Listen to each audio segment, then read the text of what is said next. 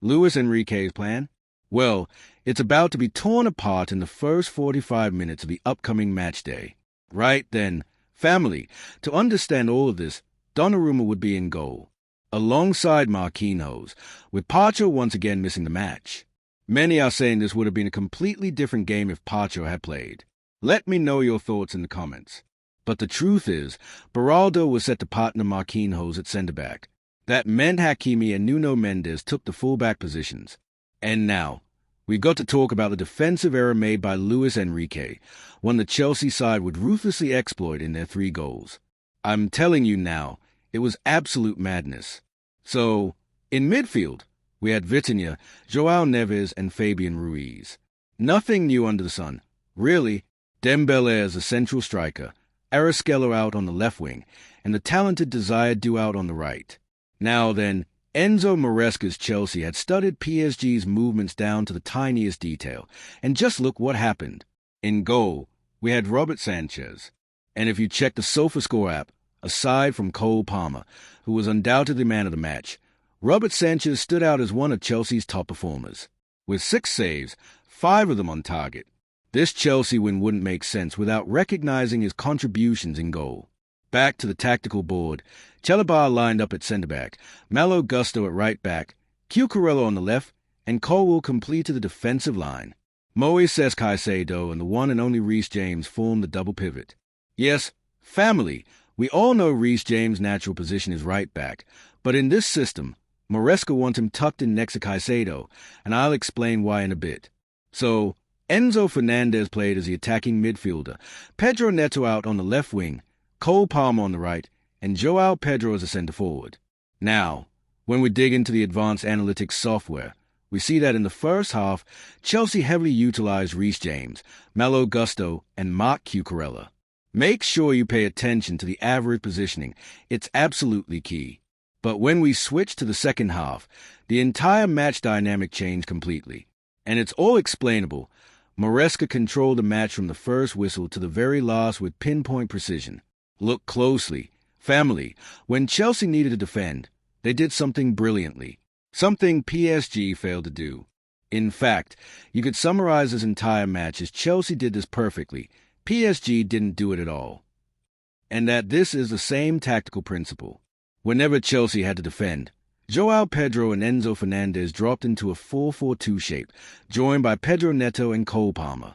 Now, as I've explained in previous videos, when PSG are on the ball, Hakimi pushes up to become a right winger, creating width, while Desired Du tucks inside. No team all season had found an antidote to this PSG attack until they met Chelsea. Whenever Du drifted inside, Cucurella tracked him. That meant we often saw Marc Cucurella operating almost as a third centre-back alongside Colwill and Chalobah. Malo Gusto became the right wing-back in those sequences. But here comes a real question. Who was covering all that open space left by Hakimi on the right flank? That would be Pedro Neto. He dropped in as a left wing-back, while Caicedo, Reece James, and Cole Palmer shifted across from left to right to close down any gaps that Pedro Neto's movement might leave. All of this just to shut down Hakimi's corridor. Brilliant, wasn't it?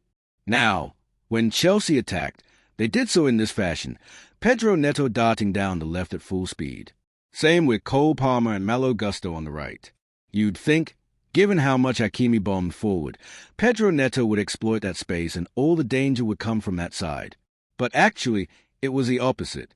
If you check the expected threat heat map, it's clear that Chelsea generated most of their danger down the right side, specifically the connection between Cole Palmer and Malo Gusto.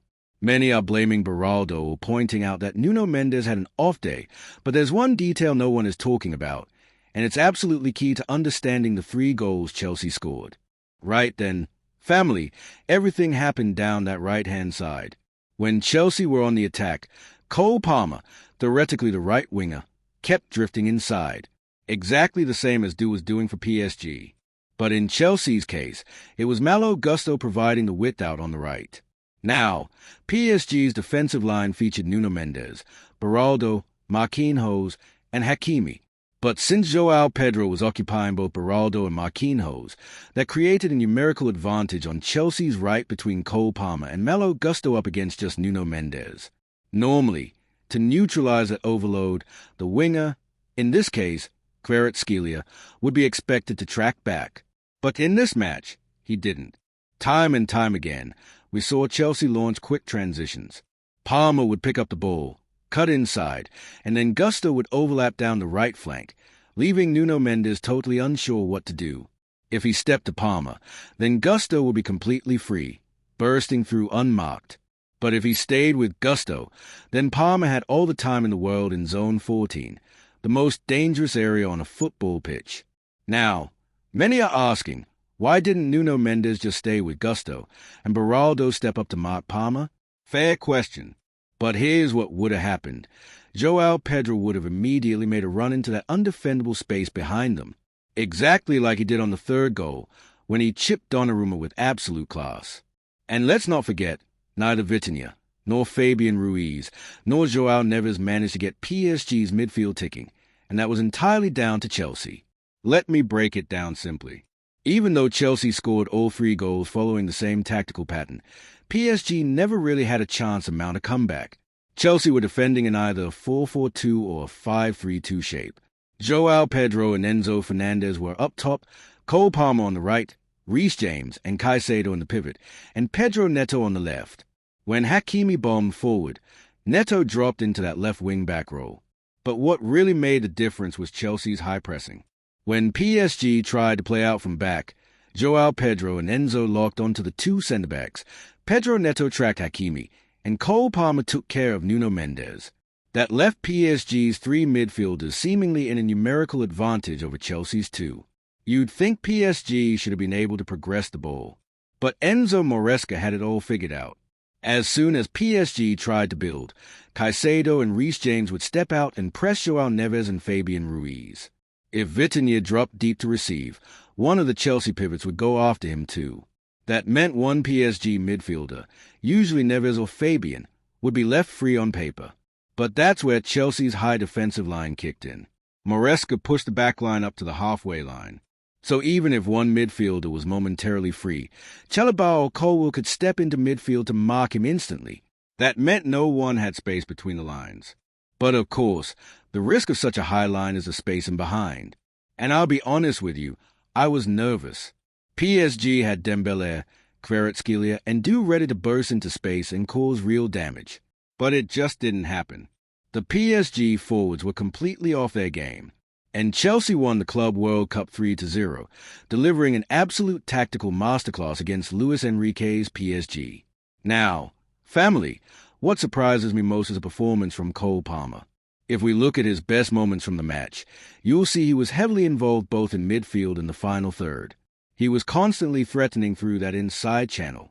Looking at his pass map, it's clear most of his passes were aimed at linking up with midfielders and progressing play through the middle. He dominated that inner right channel because Malo Gusto was constantly overlapping wide.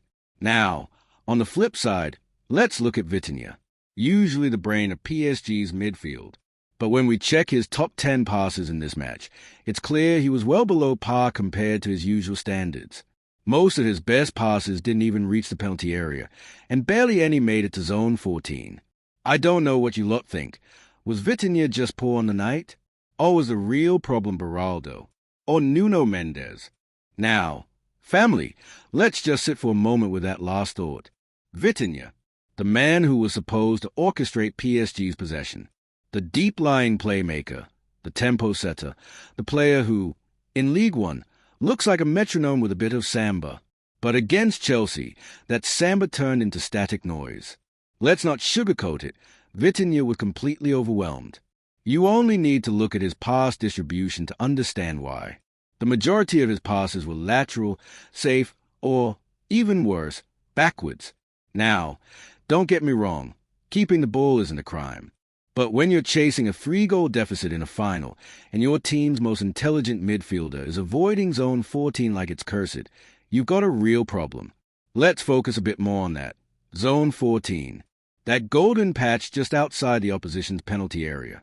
The area from which most goals are created in elite football. And in this match, it was where Chelsea lived. Reece James, Palmer, Enzo, they took turns claiming it like explorers planting flags. PSG, by contrast, treated it like a no-go zone.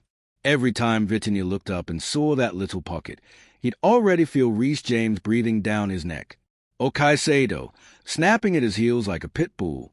It was psychological. The moment he turned his hips to play forward, there was a blue shirt in his face. And after a few early failed attempts, he stopped trying altogether. Bullseye now.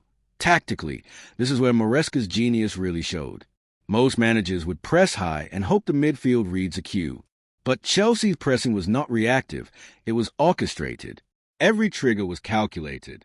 The moment Donnarumma played short to Beraldo, Joao, Pedro, and Enzo would close down simultaneously, angled perfectly to force the pass wide. Pedro Neto would sprint up to Hakimi, cutting the lane. And on the opposite flank, Palmer would already be on his bike, closing Mendes before the ball even arrived. And here's the thing, that kind of pressure, it's exhausting. But Chelsea didn't just run. They ran smart. They ran in sync. It's one thing to press with energy, and another to press with structure. This wasn't chaos. This was symphonic. Musical score imagine an orchestra, and Maresca was a conductor. Joao Pedro was a trumpet, brash and loud. Enzo was a violin, elegant but precise. Caicedo was a drumline, relentless and pulsing. And Reece James? Reece James was a cello, deep, commanding, and impossible to ignore. Let's talk about Reece for a second, because, honestly, his performance in midfield deserves its own section. We've seen full backstep into midfield before. Pep does it with Stones, Arteta with Zinchenko, but what Maresca did with Reece was unique. This wasn't a temporary inversion. This was a role. And Reece, with that calm aggression and football IQ, made it his own. He wasn't just protecting the pivot. He was dictating the transitions. You could see it. The moment PSG lost the ball, Reece was already opening his hips, scanning for the vertical option. And here's the brilliance. He rarely forced it. So many midfielders in this age of high-tempo football try to play the Hollywood ball every time. But Reece? He kept it ticking. Short pass, angle, move. Short pass, angle, explode. And when the space finally opened, bang, that killer ball into Palmer, who was already ghosting between Beraldo and Mendes. Ghost, and let's go back to Palmer. Because his positioning was filthy. I mean that in the best possible way. This wasn't a winger hugging the touchline. No. Cole Palmer was possessed by the spirit of Thomas Muller. You know, that Raumdeuter-type player, the interpreter of space. Constantly drifting into areas defenders don't want to follow him into. And PSG didn't know whether to press him, follow him, or pray he disappeared. What's mad is that every time he received the ball in the right half space, he already knew where the next pass was going. One touch to Gusto, or quick link-up with Enzo, or, when the planets aligned, that cross-body switch to Pedro Neto, who was lurking like a lion on the left flank. You see, while the play often finished down Chelsea's right, it started with clever balance across the whole pitch. The PSG defenders were constantly being stretched, side to side, up and down, like a tactical yoga session they never asked for. Anger symbol now, Nuno Mendes. Let's talk about it. Because this man had the worst 90 minutes of his season, and not necessarily because of his own doing. PSG's structure left him for dead. Constantly caught between Gusto overlapping and Palmer cutting in. Where was his help? Kvaratskhelia? Nowhere near him. Beraldo? Pulled away by Joao Pedro like a magnet. Even Hakimi, who could have shuffled across, was too busy being exploited himself by Neto when Chelsea switched play. The key issue was communication. PSG was silent. You could see it. No shouts, no pointing, no early reactions. Chelsea, by contrast, were talking. Constantly. Reece James barking at Caicedo. Colwell pointing to Cucurella. Palmer calling Gusto into the overlap. This wasn't just a better tactical setup. This was a better team mentally. And we haven't even gone deep into Enzo Fernandez. Let me tell you something. Enzo wasn't flashy in this match. And that's what made it brilliant. He played like a true number 10 in a structured system. He didn't go wandering. He didn't need to showboat. His job? Link midfield to attack. Period. And he did it with surgical accuracy. 92% pass completion in the final third. Let that sink in. That's not just tidy. That's elite-level decision-making. Every time Enzo touched the ball, Chelsea progressed. That's it. No waste. No second guessing. He played like a man who's won a World Cup, which he has. But more importantly, he played like a man who understood his manager's plan completely. Let's zoom in again on Chelsea's defensive line. Because people are not talking enough about how composed they were and how brave. Maresca asked them to play an incredibly high line, right? And for that to work, you need not just pace, you need conviction. Cucurella, often criticized in his early Chelsea days, was immense. His reading of Du's movements was outstanding. Every time Du tucked inside, Cucurella followed like a shadow. There was one moment, minute 37, if you want to go back and watch, where Cucurella steps out just half a second before the ball is played to intercept. That kind of anticipation only comes when a defender is confident in the plan. And how about Chalobah? Calm under pressure. Rarely mentioned, but this man was quietly dominant. Aerial duels, 1v1s, solid. Passing, crisp. That high line, he marshaled it. Like a silent general in the trenches, doing the dirty work so others can shine. Barchart let me hit you with a stat that sums it all up. PSG completed just 4 passes into Chelsea's box in the entire first half. 4. That's what happens when your midfield is shut down, your wingers are pinned, and your fullbacks are being cooked on both sides. And family, let's not forget Robert Sanchez. Because amid all this tactical brilliance, you still need your goalkeeper to deliver. And he did. 6 saves, 5 of them on target, and 2 of them, especially that low dive to stop Dembele, were world-class. There's a reason the SofaScore algorithm lit him up in green. He was ready, he was calm, and he gave the defense confidence every time he spoke. Sometimes, being a great keeper isn't about the highlight reels, it's about presence. It's about that calm voice behind the back four. It's about catching a corner cleanly in the 41st minute and letting your team breathe. Robert Sanchez did that. Quiet heroism. Now, back to Maresca, because we've seen managers beat big teams. But rarely do we see a tactical plan so detailed, so cohesive, so suffocating, that it feels like the opponent was never in the match. That was this game. Chelsea didn't just win. They dominated in a way that made PSG look like tourists. And it wasn't luck. It wasn't just wanting it more. It was preparation. It was structure. It was football intelligence. So again I ask you, family, where was a failure for PSG? Was it Vitinha being stifled? Was it Beraldo being pulled like a puppet? Was it Nuno Mendes being left on an island? Let me know down in the comments. I genuinely want to hear your take. Because as we sit here now, thinking back on that 3-0, that performance, that clinic, there's only one thing left to say. They thought we couldn't. They said we wouldn't. But we did.